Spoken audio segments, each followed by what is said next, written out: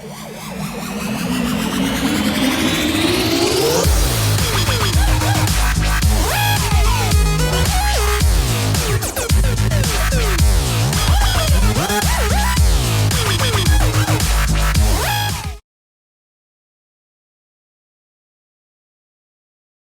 مصر الكنانة قرية المحمودية، هنا كانت البذرة التي أثمرت دعوة غيرت مجرى التاريخ.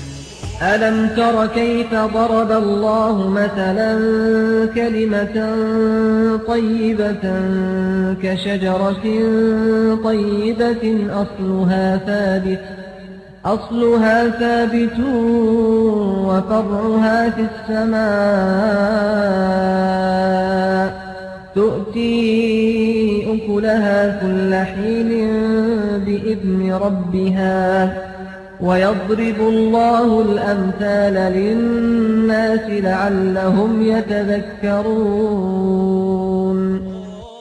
ولد الإمام الشهيد حسن البنا في المحمودية في 14 من تشرين الأول من عام 1906 للميلاد، وقضى بها سنوات عمره الأولى، ومنذ صباه المبكر نمت معه الرغبة في الإصلاح على نهج الإسلام.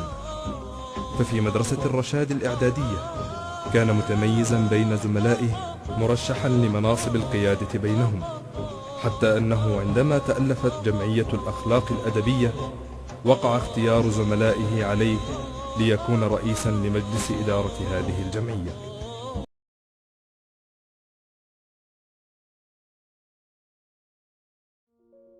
Assalamualaikum warahmatullahi wabarakatuh. Saya harap semua pelajar dalam keadaan sihat sahaja. Okey, tadi di awal tadi saya telah kongsikan satu bingkisan video tentang kelahiran seorang tokoh Islam dekat muka bumi kita. Kelahiran anak Mesir, kita namakan begitu. Jadi apa yang kita nak belajar pada hari ini adalah tentang keunggulan tokoh Islam.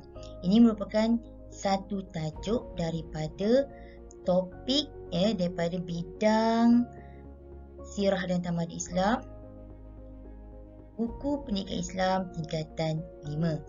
Jadi pelajar bolehlah rujuk kembali tajuk ini pada muka surat 177. Dalam tajuk ini kita akan kenali tokoh-tokoh Islam.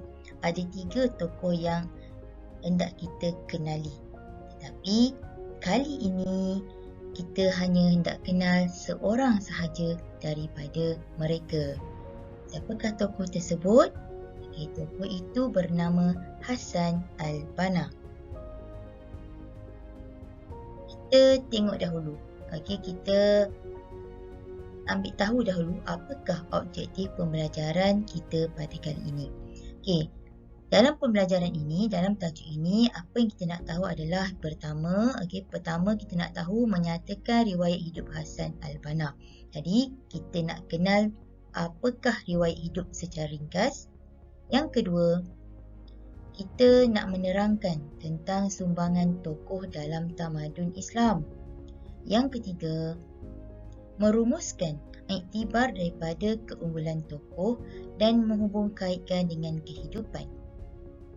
Yang keempat, objektif pembelajarannya adalah dengan mengenali tokoh dapat membantu kita berusaha mengislahkan diri secara beradab dan istiqomah.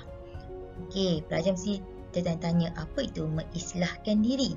Mengislahkan diri ini bermaksud memperbaiki diri, berubah daripada kurang baik kepada yang lebih baik. Mari kita teruskan dengan riwayat hidup Hasan al-Banna. Jom kita kenal dulu siapakah Hasan al-Banna. Nama penuh adalah Hasan bin Ahmad bin Abdul Rahman Muhammad al-Banna. Beliau telah dilahirkan pada 25 Syakban 1323 Hijrah bersamaan 14 Oktober 1906. Beliau telah meninggal dunia pada tahun 1368 Hijrah bersamaan 12 Februari 1949. Jadi kita lihat di sini Hasan al-Banna telah meninggal dunia. Jawatan yang telah dijawat oleh beliau adalah Mursyidul Am Ikhwan Muslimin. Mursyidul Am ni maksudnya ketua bagi satu organisasi namanya Ikhwan Muslimin. Kita lihat pula apakah ketinggian akhlak beliau. Okey. Yang pertama, diceritakan Hasan al-Banna sangat cintakan ilmu. Jadi, beliau sangat memandang tinggi dan menghormati orang-orang yang warak dan soleh. Okey. Jadi, beliau suka memuliakan orang-orang yang warak dan soleh. Yang kedua, beliau seorang yang gigih menggerakkan usaha dakwah. Hasan al-Banna tak pernah berputus asa untuk berdakwah sehingga hujung nyawa. Untuk pengetahuan pelajar ya, Hasan al-Banna meninggal dunia sebab ditembak, dibunuh. Oleh kerana dibunuh ni disebabkan fitnah. Fitnah lah oleh orang yang membenci Islam terhadap pejuang-pejuang Islam. Akhirnya beliau telah dibunuh. Tapi kematian beliau tidak sia-sia kerana telah banyak memberikan sumbangan kepada dunia Islam. Jadi kita doa semoga kematian beliau merupakan kematian syahid. Kita lihat yang ketiga. Ketinggian akhlak beliau yang ketiga adalah berlapang dada. Beliau seorang yang berlapang dada apabila terdapatnya perbezaan pandangan.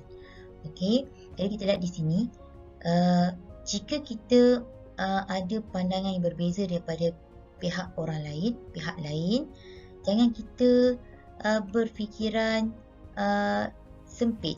Kita hanya berfikir kita je lah yang punya pandangan baik. Sedangkan ya, jika ada pertentangan pandangan pendapat ini, sebaiknya kita berbincang. Berbincang, cari penyelesaian bersama, manakah pandangan yang lebih baik. Mungkin ada pandangan yang kita boleh satukan, yang kita rumuskan yang lebih baik.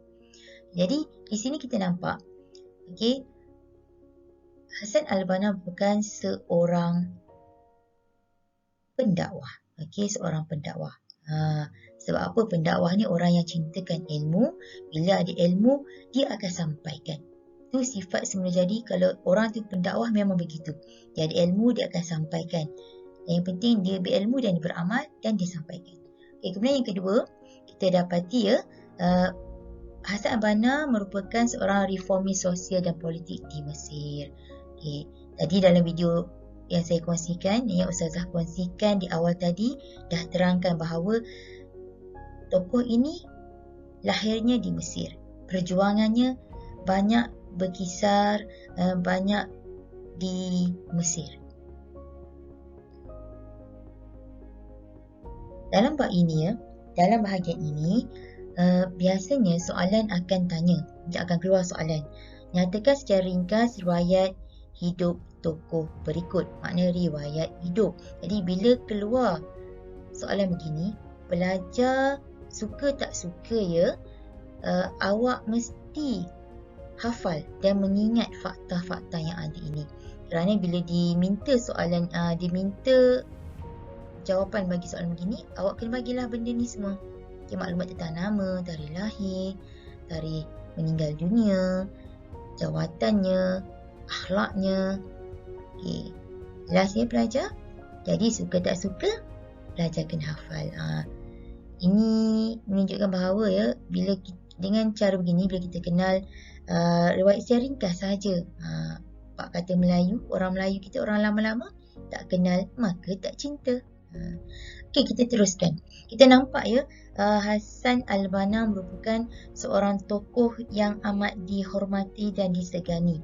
Maka nak jadi tokoh ni bukannya mudah. Tertentulah dia memiliki ilmu dan kepribadian yang sangat hebat. Jadi kita lihat siapakah guru yang telah berjaya mendidik Hasan al-Banna ni menjadi seorang yang hebat. Ada 2 guru yang kita bawa di sini. Pertama, guru tersebut bernama Ahmad bin Abdul Rahman al-Banna. Siapa Ahmad bin Abdul Rahman al-Banna ini? Kalau pelajar lihat, kalau pelajar perasan, namanya pun ada al-Banna. Ahmad bin Abdul Rahman ini merupakan bapa kepada Hasan al-Banna. Jadi kat sini kita jelas nampak Hasan al-Banna telah mendapat pendidikan yang hebat daripada bapanya sendiri. Sudah pastilah bermula daripada rumah. Bapanya siapa? Bapanya bukan seorang ulama, seorang pendakwah pada zamannya lah. Okey. Yang kedua, kita nak kenal siapakah guru Hasan al-Banna yang kedua, bernama Syekh Muhammad Zuhran. Siapa Syekh Muhammad Zuhran ni? Syekh Muhammad Zuhran merupakan seorang guru. Ini diceritakan dalam buku-buku yang menceritakan tentang riwayat hidup Hasan al-Banna ni. Penulis yang dalam buku tersebut menyatakan bahawa Syekh Muhammad Zuhran ni merupakan seorang guru yang sangat akrab, yang sangat rapat dengan Hasan al-Banna. Ada yang menyebutkan sebagai bagaikan hubungan antara Hasan al-Banna dengan Syekh Muhammad Zuhran ni bagaikan hubungan ayah dan anak. Bila disebut ayah anak ni maknanya hubungan yang rapat. Seterusnya kita nak lihat, kita dah lihat riwayat hidup ni secara ringkas. Kita nak teruskan apakah sumbangan tokoh dalam tamadun Islam. Apakah sumbangan Hasan al-Banna dalam tamadun Islam. Bagi bahagian ini, biasanya soalan sukalah. Biasa kalau dalam kertas SPM pun, kalau bahagian tokoh dia akan tanya benda seperti ini. Uraikan 2 sumbangan tokoh dalam tamadun Islam. Jadi kehendak soalan adalah 2 sumbangan tokoh. Jadi kita berilah apakah sumbangan tokoh ini. Kalau diminta Hasan al-Banna, maka berilah sumbangan Hasan al-Banna. Mari kita lihat apakah sumbangan Hasan al-Banna. Dalam ini Ustazah kongsikan ada 3 sumbangan Hasan al-Banna. Pertama, kita lihat dari sudut hasil karya. Hasan al-Banna banyak menulis. Banyak menghasilkan penulisan. Antaranya kita bawa 3 sahaja. Pertama, Mazakirat al-Da'wah wa al-Da'iyah. Ini bukunya. Yang awak nampak buku ni, gambar ni, ini gambar buku yang telah diterjemah lah. Tapi inilah bukunya. Yang kedua, Risalah al-Ta'lim. Di sini. Yang ketiga, Al-Maksurat. Al-Maksurat ni apa? Al-Maksurat ni merupakan himpunan doa-doa yang maksur. Doa-doa yang baik. InsyaAllah kalau diamalkan, menjadi pelindung diri. Ia merupakan, Al-Maksurat ni merupakan doa yang dihimpunkan daripada ayat Al-Quran dan hadis-hadis Nabi. Jadi, Hasan al-Banna biasa beramal dengan Al-Maksurat ini. Lalu dia mendapat ilham untuk berkongsikan amalan tersebut, lalu terhasillah penulisan Al-Maksurat. Saya percaya, Ustazah percaya bagi mereka yang biasa duduk asrama, biasa beramal dengan Al-Maksurat. Ini boleh diamalkan, tak kira siapa pun boleh amalkan. Yang kedua, kita lihat sumbangan Hasan al-Banna yang kedua dari segi organisasi. Beliau merupakan, tadi di awal riwayat dia sebut dah, merupakan Mursyidul Am dalam pertubuhan Ikhwan Muslimin. Jadi di sini menerangkan bahawa sumbangan yang kedua mengasaskan pertubuhan satu organisasi Ikhwan Muslimin. Ni nampak lambang Ikhwanul Muslimun. Awak nampak lambang ini. Ini dia punya logo lah. Kalau nampak ini tahu dah Ikhwanul Muslimin. Kita lihat yang ketiga. Sumbangan Hasan al-Banna yang ketiga adalah telah berjaya melahirkan murid-murid yang masyhur, murid-murid yang hebat, yang mana murid-murid ini dikenali di serata dunia. Dikenali di serata dunia, umat Islam mengenali mereka. Siapakah mereka? Iaitu Said Qutb, Said Al-Qutb. Ini gambarnya. Hasan Al-Hudaibi, ini orangnya. Yusuf Al-Qaradawi, ini orangnya. Mustafa bin Husni As-Sibai, ini orangnya. Dalam 4 orang ni yang masih meneruskan perjuangan adalah Yusuf Al-Qaradawi. Yang lain ni sudah meninggal dunia. Yusuf Al-Qaradawi ni merupakan seorang ulama yang muktabar, yang banyak berkongsikan pandangan penulisan beliau kepada umat Islam pada hari ini. Banyak mengeluarkan fatwa, pendapat tentang masalah-masalah fiqh. Ini merupakan 3 sumbangan. Merupakan 3 sumbangan Hasan Al-Banna. Yang pertama tadi menghasilkan karya. Yang kedua, menubuhkan organisasi yang memberi kesan besar kepada umat Islam. Yang ketiga, telah berjaya melahirkan murid-murid yang hebat yang meneruskan perjuangan Hasan Al-Banna. Jadi tadi soalan minta 2 sumbangan. Jadi awak berikanlah 2 antara 3 ini. Bila pelajar menjawab, beri kehuraian. Berikan sikit huraian, maksudnya kalau awak pilih untuk menjawab beri jawapan ini antara murid yang masyhur, sebutlah sedikit nama. Seperti Said Qutb, Hasan Al-Qudaiwi, Yusuf Al-Qaradawi. Sebut. Jangan hanya tulis antara murid yang masyhur. Bagilah lengkap sedikit. Baru nampak cantik jawapan awak. Itu merupakan sumbangan Hasan Al-Banna. Kita nampak sumbangan ni besar. Kita nampak, kita kongsikan kat sini 3 saja. Ustazah kongsikan 3 saja. Tapi 3 ini memberi kesan besar. Penulisan ni sangatlah memberikan impak kepada umat Islam seluruh dunia. Dia boleh sampai, bayangkan dia Hasan Banna orang Arab kan. Kitabnya sampai ke serata dunia dan diterjemahkan dalam berbagai bahasa. Antaranya kita di Malaysia diterjemahkan dalam bahasa Melayu. Jadi dapatlah orang-orang Malaysia ni baca. Kita boleh baca bahasa Arab, boleh baca dalam bahasa Melayu. Jadi kita melalui riwayat hidup tadi, melalui sumbangannya, apakah iktibar yang dapat kita ambil? Ini juga merupakan satu kegemaran lah untuk ditanya dalam peperiksaan. Jadi contoh soalan, huraikan 2 iktibar yang boleh diambil daripada keunggulan tokoh. Diminta 2 iktibar. Kehendak soalan 2 iktibar. Jadi jom kita lihat berapakah iktibar yang dikongsikan pada kali ini. Jadi diminta 2, awak boleh bagi 2. Dalam ini Ustazah kongsikan ada 5. Yang pertama, kita hendaklah mencontohi kegigihan tokoh dalam menuntut ilmu sebagai bukti kecintaan terhadap ilmu. Kita lihat tadi dari riwayat hidupnya, Hasan Al-Banna tidak pernah berputus asa dengan ilmu. Sentiasa gigih daripada kecil. Meneruskan pendidikan dia.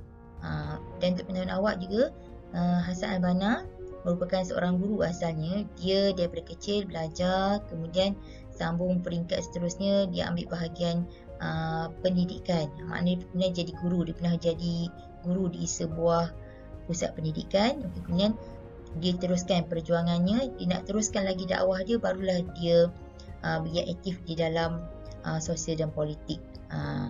Itulah, tertubuhlah Ikhwanul Muslimin.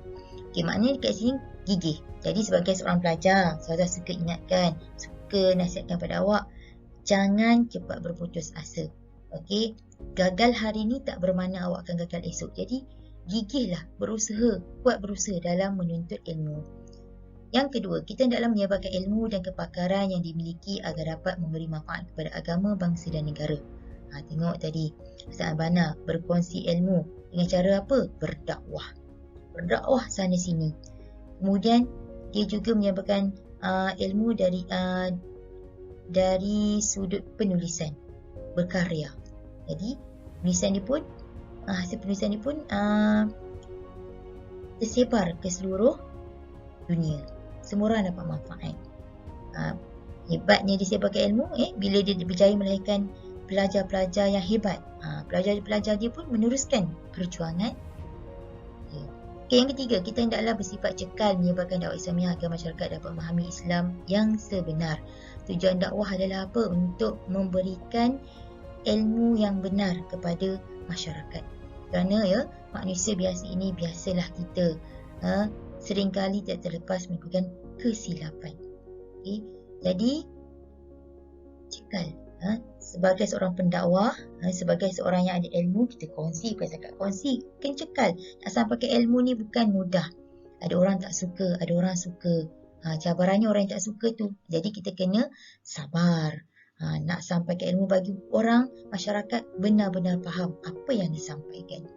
Sebab pastikan apa yang kita nak sebar, apa yang kita sampaikan adalah ilmu yang betul. Jangan sampaikan ilmu yang salah. Okey, yang keempat. Kita hendaklah berusaha untuk menjadi insan yang lebih berkualiti supaya dapat berbakti kepada masyarakat dan negara. Kita lihat Hasan al-Banna. Jadi orang yang berkualiti. Okey, memberikan jasa yang sangat besar kepada umat Islam, malah seluruh dunia. Nampak itu. Jadi begitu juga kita. Kita kena berusaha jadi orang yang berkualiti supaya boleh memberikan bakti kepada keluarga, masyarakat, agama dan negara. Yang kelima, kita hendaklah bekerjasama dalam pembangunan negara supaya negara dihormati di peringkat antarabangsa. Biarlah kita ni jadi masyarakat Malaysia ni, masyarakat Islam Malaysia ni yang hebat. Supaya Malaysia ini dikenali sebagai negara Islam yang bagus. Begitu. Okay, bekerjasama. Jangan buat seorang-seorang. Tu sebab dakwah ni, kalau kerja dakwah, kerja menyampaikan ilmu, tak boleh buat seorang-seorang. Kena bekerjasama. Ada orang kata ada tim. Barulah ilmu itu dapat disebar dengan luas, dengan baik. Macam Hasan al-Banna, ada tim tak? Ada. Dia ada anak murid dia kan. Kemudian ada pengikut dia. Mereka mengikut organisasi dia, persatuan dia. Itu Ikhwan Muslimin. Yang mengikut dan akhirnya akan menyampaikan. Dakwah ini, ingat, dakwah ini, menyampaikan ilmu ini adalah tugas amanah meneruskan perjuangan Rasulullah sallallahu alaihi wasallam. Jadi kita dah dapat 4 objektif yang kita nak capai pada hari ini. Mengambil iktibar. Dan semoga apa yang dikongsikan pada hari ini memberikan kepada awak satu ilmu baru. Maknanya awak boleh menjadi satu motivasi bila mengenali tokoh ni. Tujuan mengenali tokoh ni kenapa? Supaya tokoh ini boleh jadi sebagai motivasi kepada diri kita untuk buat sesuatu yang baik. Okey, di sini sukalah Ustazah kongsikan Hasan al-Banna telah membuat 10 wasiat. 10 wasiat. Antaranya, salah satunya Ustazah suka nak bacakan di sini. Kewajipan kita lebih banyak daripada masa yang ada pada kita. Nampak dia kata kewajipan maknanya keperluan kehidupan kita terlalu banyak. Kehendak kita terlalu banyak. Oleh itu gunakanlah masa dengan sebaik-baiknya dan ringkaskanlah pelaksanaannya. Kat sini yang disebut tentang masa, Allah pun sebut dalam Quran dalam surah Al-Asr. Allah bersumpah demi masa kan. Wal-Asr. Menunjukkan bahawa apa? Masa itu amat berharga.